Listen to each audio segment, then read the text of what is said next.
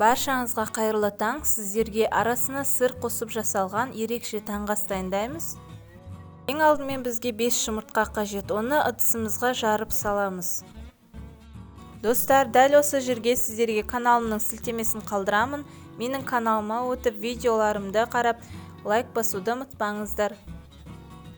Енді осыған 1 стакан жылы сүт құйып араластырамыз.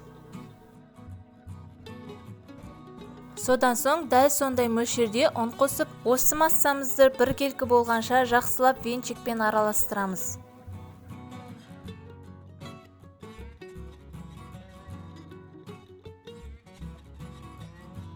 Достар, енді таңғы астарыңыз тартымды әрі дәмді болып шығу үшін ішіне қызанақты турап салуға болады.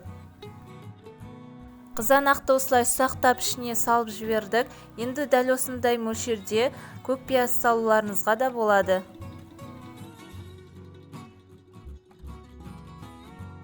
Осының барлығын жақсылап араластырып, үстінен шамалы тұз себеміз.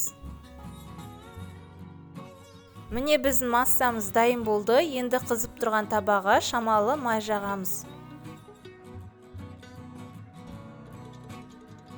Біздің табамыз қызған соң, осылай барлық жерін жауып тұратындай құямыз.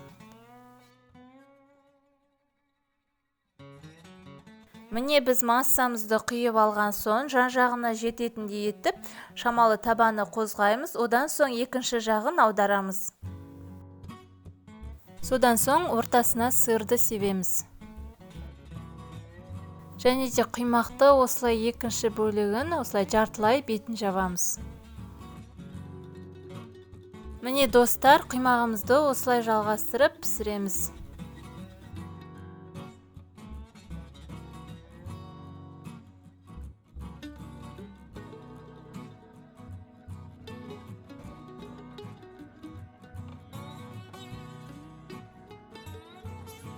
Мінекей достар, біздің таңғы асқа сыр қосылып жасалған құймағымыз дайын болды. Сіздер де дәл осы рецепті пайдаланып таңғы асқа құймақ жасап көріңіздер.